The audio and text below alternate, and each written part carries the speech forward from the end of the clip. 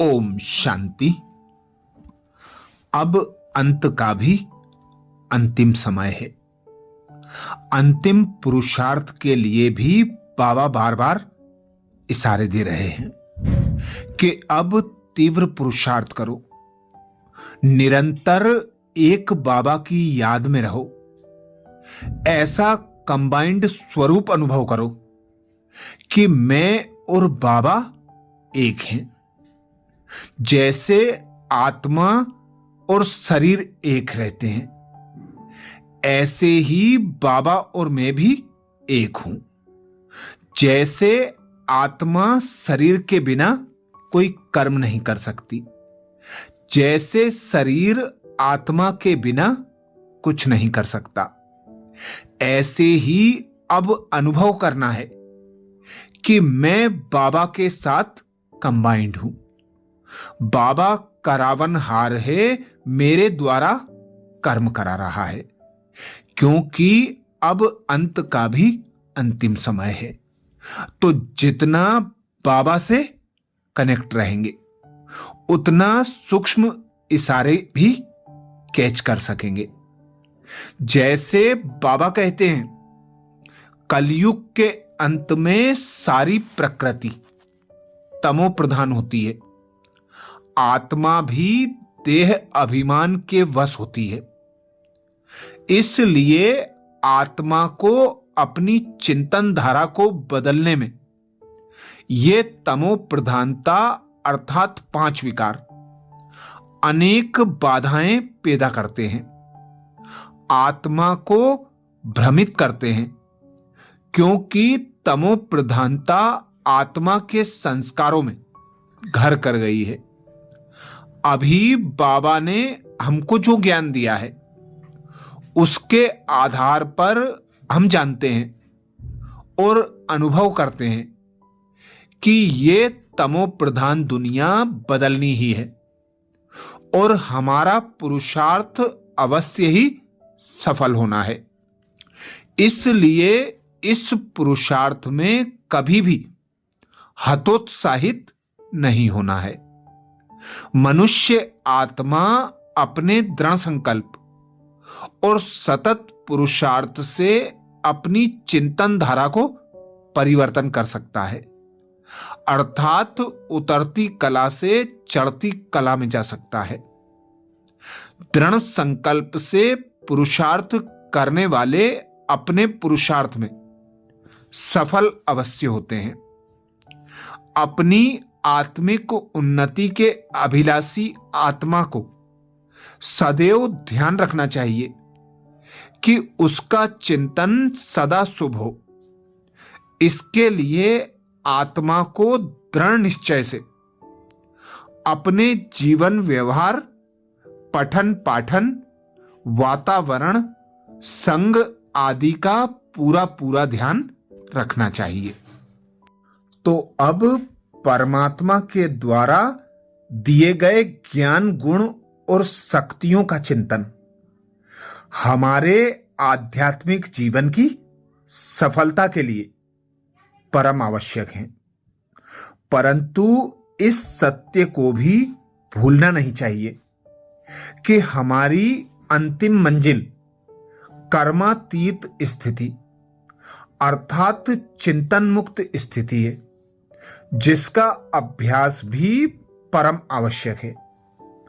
हमको अपने कार्य व्यवहार में व्यस्त होते समय या ज्ञान आदि के चिंतन के समय बीच बीच में निरसंकल्प स्थिति अर्थात बिंदु रूप स्थिति अर्थात बीज रूप स्थिति अर्थात चिंतन मुक्त स्थिति में स्थित होने का अभ्यास भी अवश्य करना चाहिए। पुरुषार्थ ऐसा करना है कि उस समय हमारा ज्ञान का भी चिंतन ना चले। इसके लिए ही बाबा मुरलियों में बिंदु रूप स्थिति के अभ्यास के लिए प्रेरणा देता है। अव्यक्त बाप दादा भी कभी कभी मुरलियों के बीच में और कभी कभी मुरली के अंत में बिंदु रूप स्थिति का अभ्यास कराता है और 1 सेकेंड में उस स्थिति में स्थित होने की ड्रिल कराता है। इस ड्रिल के महत्व को समझना और उसका सतत अभ्यास करना भी अति आवश्यक है। तो अभी बाप दादा की श्रीमत अनुसार स्वयं को बिंदु रूप, बीज रूप अवस्था, निरसंकल्प अवस्था में स्थित करेंगे।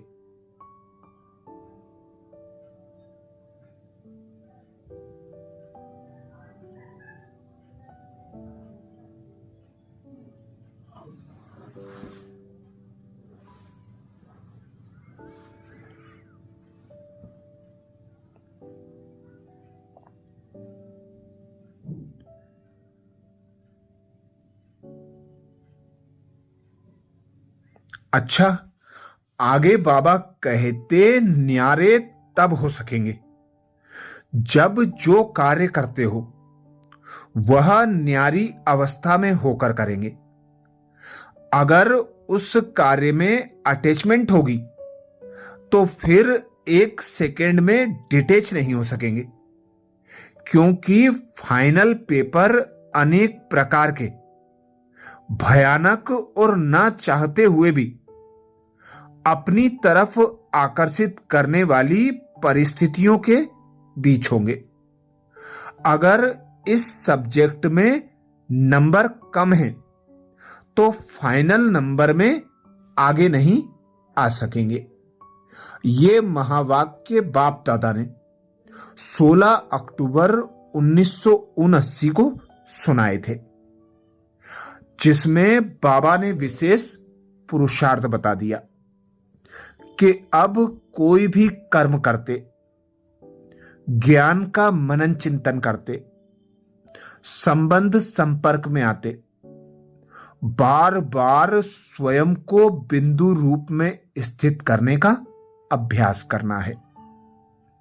बार बार अभ्यास करेंगे तो फुल स्टॉप लगाने की आदत हो जाएगी और जितना जितना अभ्यास बढ़ता जाएगा उतना अनुभवी मूर्त बनते जाएंगे, क्योंकि अब समय, प्रमाण, परिस्थितियां और विघ्न तो आना है।